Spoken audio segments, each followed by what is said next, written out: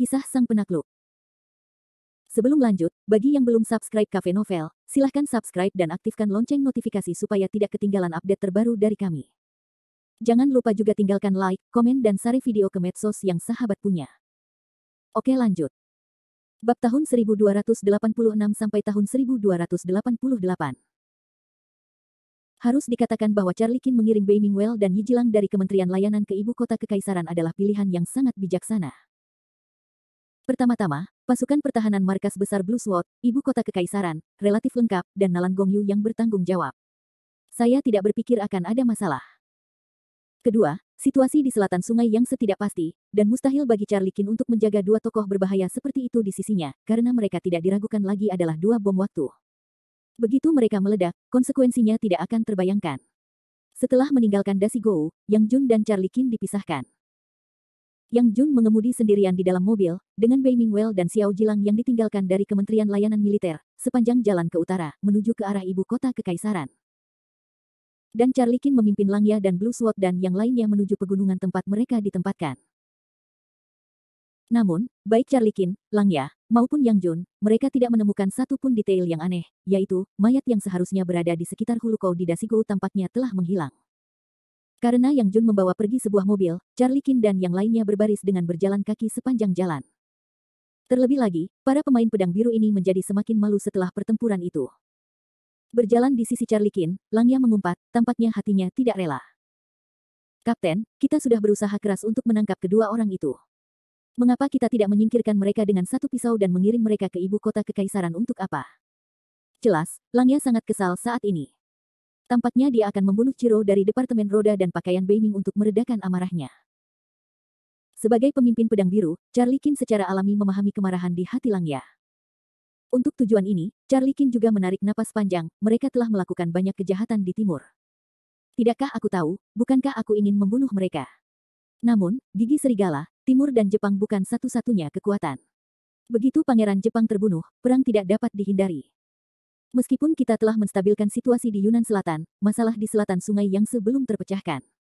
Jiangnan adalah lumbung seluruh timur. Jika masalah di sini tidak terpecahkan, kita tidak dapat dengan mudah berperang dengan Jepang. Apakah kamu mengerti? Sebenarnya, bagaimana Charlie Qin bisa mengatakan gigi serigala tidak mengerti? Saat ini, gigi serigala hanya membenci, tetapi hatinya sedih. Ah! Dengan desahan panjang, ekspresi Langya sangat kusut dan tertekan. Sekarang, tampaknya jika Anda ingin mengakhiri situasi pedang biru di Charlie Qin, bahkan jika Anda ingin mengakhiri pertempuran di timur, apakah Anda mengerti? Mereka semua memiliki kepentingan pribadi. Saya khawatir mereka tidak akan setuju untuk berperang saat ini kecuali Charlie Qin ini kecuali setelah tidak mengatakan, hanya melihat dirinya sendiri dari erangan mendesah. Tingkat yang dipertimbangkan Charlie Qin bukanlah yang dapat dipahami Langya. Bagaimanapun, Charlie Qin juga seorang pangeran dari timur. Charlie Qin dan kelompoknya menyeret tubuh mereka yang lelah sepanjang jalan ke depan, tetapi mereka tidak menemukan bahwa ada mata yang menatap mereka sepanjang waktu di jalan pegunungan yang curam. Mereka keluar dari Dasi Gou. Tampaknya Dasi Gou telah ditemukan.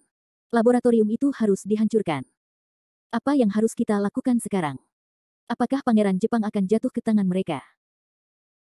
Sekarang situasinya tidak jelas, aku akan terus mengikuti, kamu kembali dan laporkan masalah ini kepada pemilik rumah, dan kamu harus membiarkan pemiliknya mengambil tindakan pencegahan. Ya. Saat ini, suasana berbahaya di selatan sungai yang mulai menyebar. Sejak serangan terakhir di Charlie Qin, seluruh Jiangnan tidak damai. Meskipun 8 keluarga di selatan sungai yang tidak sebaik ibu kota kekaisaran, mereka berakar kuat di sini. Sekarang Qin Haitong dan Pedang Biru berkonspirasi melawan mereka. Mereka ingin menaklukkan selatan sungai Yangtze. Bagaimana mereka bisa menunggu untuk mati? Tampaknya pertempuran antara naga yang kuat dan penjahat lokal akan segera dimulai di selatan sungai Yangtze. Namun, tidak ada yang tahu siapa yang pertama kali malang. Pada saat yang sama, Kevin Ye dan Ernir tidak menganggur. Namun, dibandingkan dengan Charlie Qin, kedua orang ini jauh lebih santai dan elegan. Meskipun mereka kembali ke kota langit dari Dasi Gou, mereka tidak terbang menembus awan. Sebaliknya, mereka berjalan dan berhenti, melihat pemandangan gunung dan sungai yang terkenal sepanjang jalan, dan mereka juga bernyanyi satu sama lain dan saling melengkapi. Ternyata ini adalah pemandangan di balik gunung. Bangunan-bangunan megah terlihat sangat menyenangkan mata, dan belum pernah melihatnya sebelumnya. Saat itu, Ernie melihat ke bawah di sepanjang jalan gunung dan melihat beberapa hal yang belum pernah muncul dalam ingatannya. Ini segera membangkitkan rasa ingin tahu Ernie. Bagaimanapun, Ernie adalah yang paling istimewa di antara 12 pemilik bunga. Meskipun dia telah membuka segel sekarang, tidak peduli di kehidupan sebelumnya atau di kehidupan ini, gedung-gedung tinggi dan lalu lintas di kota ini adalah hal-hal langka yang belum pernah dia lihat sebelumnya. Dalam kesan Ernie, negeri dongeng tidak memiliki hal-hal ini, dan Fanji hanyalah sebuah desa kecil yang sepi, dan tidak ada Laut Cina Timur seperti itu. Melihat Ernie yang nakal seperti seorang gadis kecil yang penasaran, mata Kevin Ye penuh dengan ekspresi penuh kasih sayang. Keksin, kamu mungkin belum pernah melihat hal-hal ini. Kamu telah tinggal di desa orang mati selama bertahun-tahun. Kamu tidak tahu pemandangan di luar desa. Setelah kita kembali, aku akan mengajarimu dunia yang tidak kamu kenal. Bagus, bagus. Dua orang saling memandang dan tersenyum, seperti kembang api. Sebenarnya, hanya sekejap mata untuk pergi dari Dasigo ke Kota Langit dengan prestasi Kevin Ye dan Ernier, tetapi sangat disayangkan mereka harus pergi. Oleh karena itu, mereka tidak berjalan ke laut sampai larut malam, dan kemudian mereka tiba di kaki Kota Langit. Berdiri di kaki gunung, Ernie melihat ke atas gunung. Dia tidak dapat menahan diri untuk tidak mendesis, Liuding Liujia surga dan bumi kembali ke susunan Yuan. Naik turun, apakah maksudmu rumah dunia manusia ada di gunung ini? Kevin Ye berkata sambil tersenyum tipis, ya, ada di gunung ini. Ayo naik dan aku akan mengantarmu pulang. Baiklah. Sebenarnya, gunung-gunung di Kota Langit tidak terlalu tinggi. Jika kamu berjalan normal, kamu dapat mencapai puncak gunung dalam waktu sekitar 20 menit. Namun, Kevin Ye dan Ernie berjalan ke lereng bukit dan tiba-tiba menghentikan langkah mereka sendiri. Pada saat itu, Kevin Ye tiba-tiba berbalik dan melihat hutan gelap di sisi jalan gunung. Kemudian dia berteriak, siapa itu? Keluarlah. Kota Langit adalah area villa paling mewah di dekat laut. Dalam keadaan normal, tidak ada orang biasa yang bisa masuk. Terutama orang-orang ini menyelinap dan bersembunyi. Terlebih lagi, orang-orang ini seharusnya adalah pejuang kelas 2.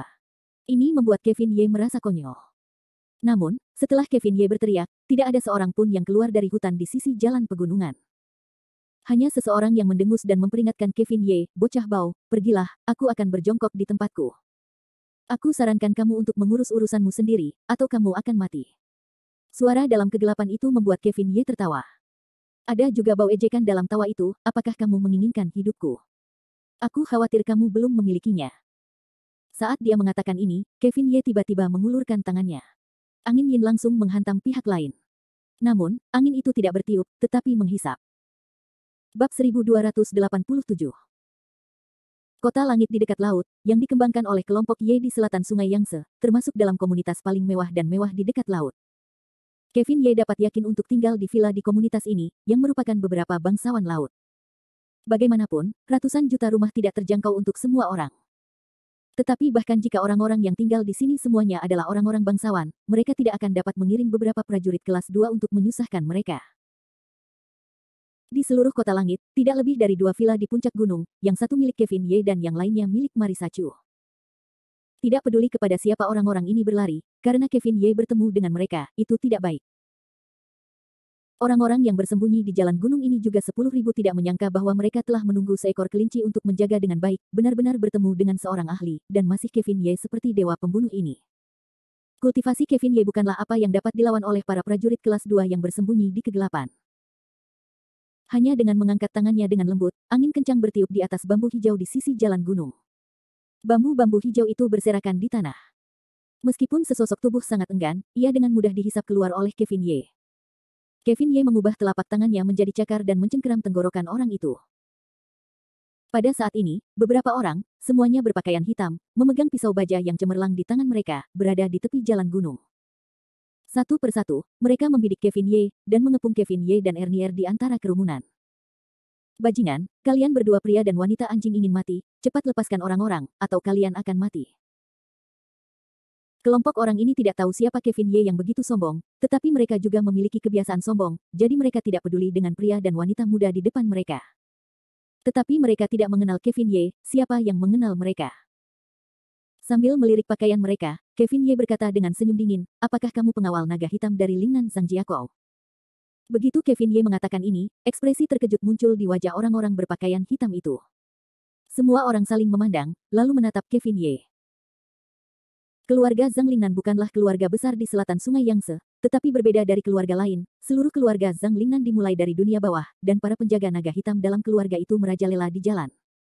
Mereka banyak jumlahnya, tetapi prestasi mereka tidak bagus. Mereka kurang canggih dibandingkan para penjaga keluarga lain.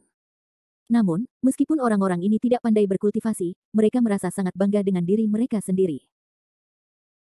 Meskipun Kevin Ye terkejut mengenali para pengawal naga hitam, beberapa dari mereka sangat menghina dan berkata, karena kita tahu bahwa kita berasal dari Lingnan Zhangjiakou, kita tidak saling kenal. Keluar dari sini, atau aku akan membunuhmu terlebih dahulu, dan kemudian wanita-wanita di sekitarmu. Hei, jangan katakan bahwa gadis itu cantik, tidak lebih buruk dari bintang-bintang itu. Ibu, aku sudah di sini selama beberapa hari. Sudah waktunya untuk datang dan bersenang-senang. Kalau tidak, kita akan membunuh orang itu dan meninggalkan para wanita di belakang. Itu ide yang bagus.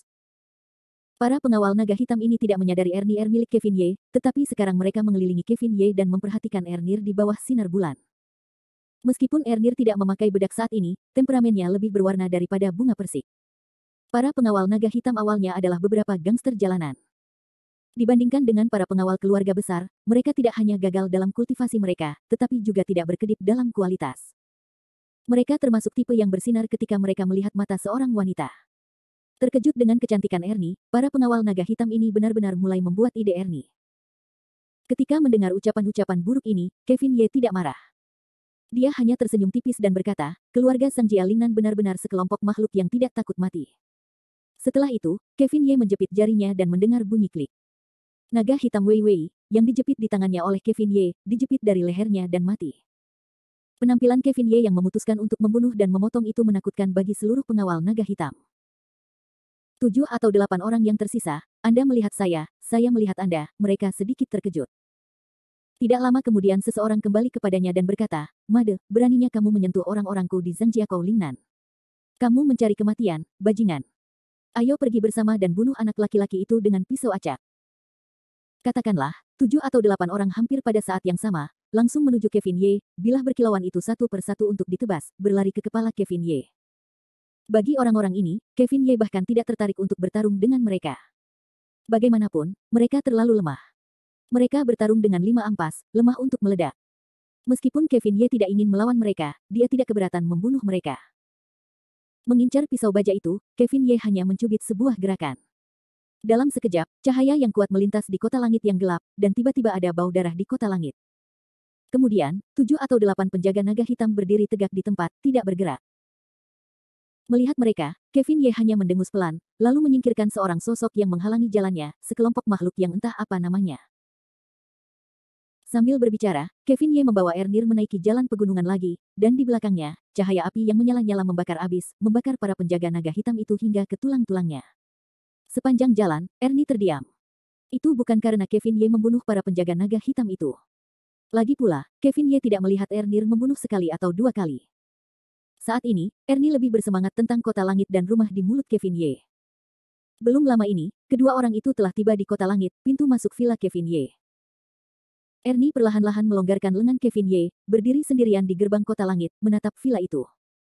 Kemudian, alisnya tampak secerah bunga dan menoleh ke Kevin Ye. Pasang surut, aku tidak menyangka bahwa kesenanganmu yang memanjakan tidak berubah di dunia manusia.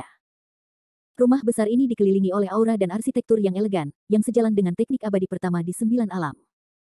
Sangat bagus, ini sangat mirip dengan daun yang mengambang dan tenggelam. Untuk Ernie yang setengah bercanda memuji, Kevin Ye juga menaburkan senyum.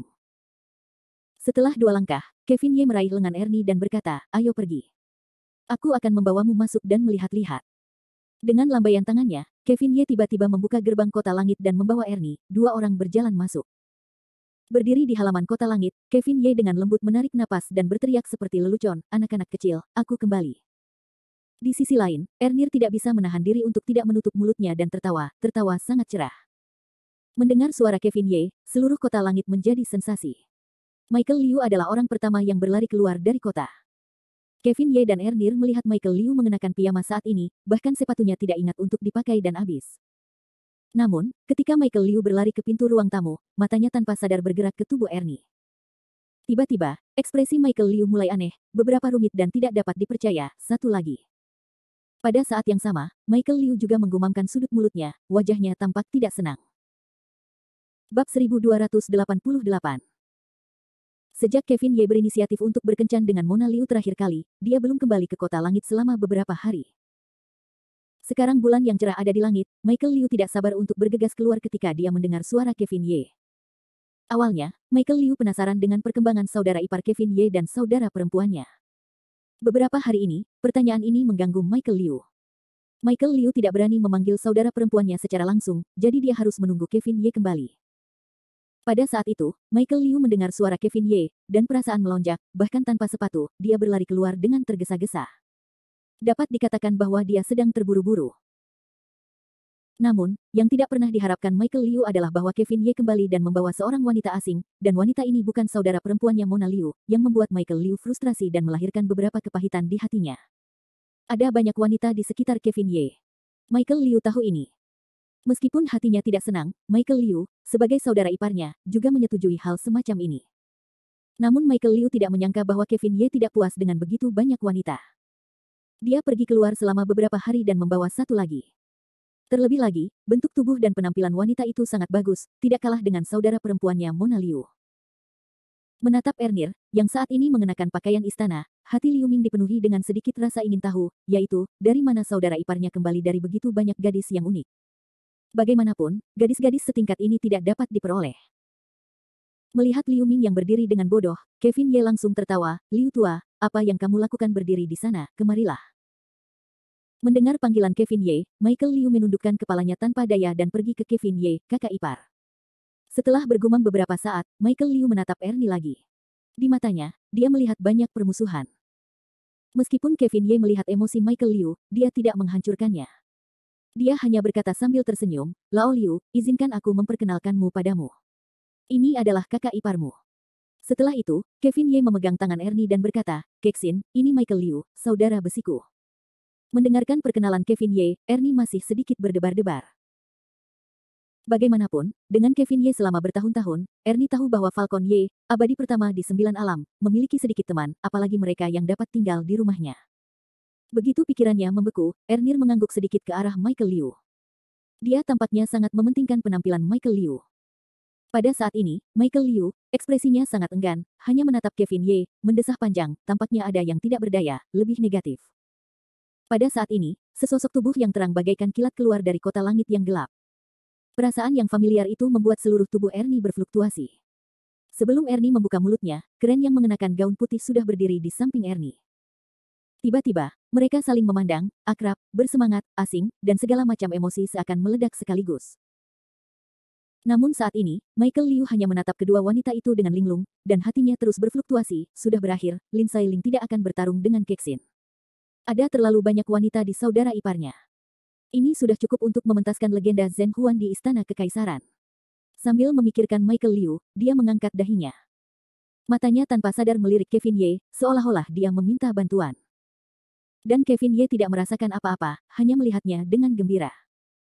Michael Liu khawatir dan berkata dalam hatinya, ada apa dengan saudara ipar hari ini? Melihat kedua wanita itu akan bertarung satu sama lain dengan cemburu, apakah dia masih bisa duduk diam? Apakah kakak ipar suka melihat wanita mereka sendiri berjuang untuk diri mereka sendiri? Ketika Liu Ming menyampaikan pikirannya, Kevin Ye di satu sisi segera mengulurkan tangan dan mengetuk dahi Michael Liu dengan keras. Kemudian dia berkata dengan suara tajam, "Lao Liu, jangan pikirkan hal-hal yang tidak seharusnya kamu pikirkan. Jika kamu terlalu banyak berpikir, kamu akan menyakiti dirimu sendiri."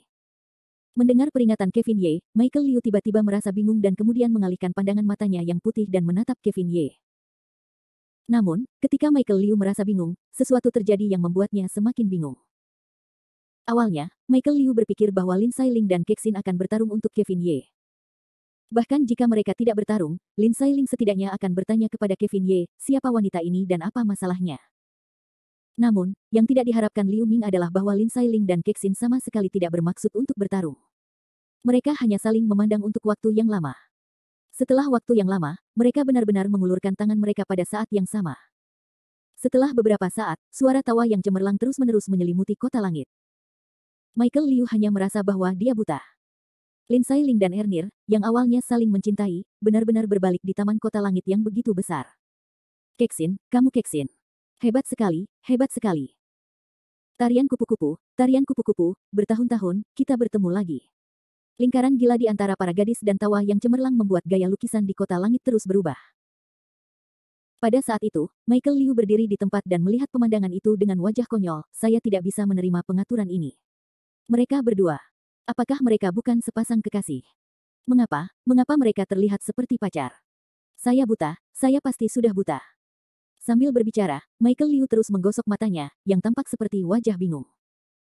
Pada saat itu, Kevin Ye menepuk bahu Michael Liu dan berkata sambil tersenyum, Lao Liu, ada beberapa hal yang tidak dapat kamu pahami. Karena kamu tidak dapat memikirkannya, jangan pikirkan lagi. Setelah itu, Kevin Ye melihat sekeliling, dan kemudian berkata kepada Liu Ming, ngomong-ngomong, di mana Haozi? Apakah anak itu tidak ada di rumah? Sejak Kevin Ye kembali, dia belum melihat Howard Zhang. Meskipun Kevin Ye dengan jelas merasakan bahwa napas Howard Zhang ada di kota langit, dia masih menanyakannya. Mendengar Kevin Ye menyebut Howard Zhang, Michael Liu berkata dengan tak berdaya, kakak ipar, jangan sebut itu. Anak Haozi tampaknya gila akhir-akhir ini. Sejak kamu pergi, dia mengunci diri di kamarnya, tidak makan atau minum. Sekarang sudah 3 hari. Aku sudah mengatakan kepadanya bahwa dia tidak akan membuka pintu. Begitu Kevin Ye mendengarnya, hatinya langsung tenggelam.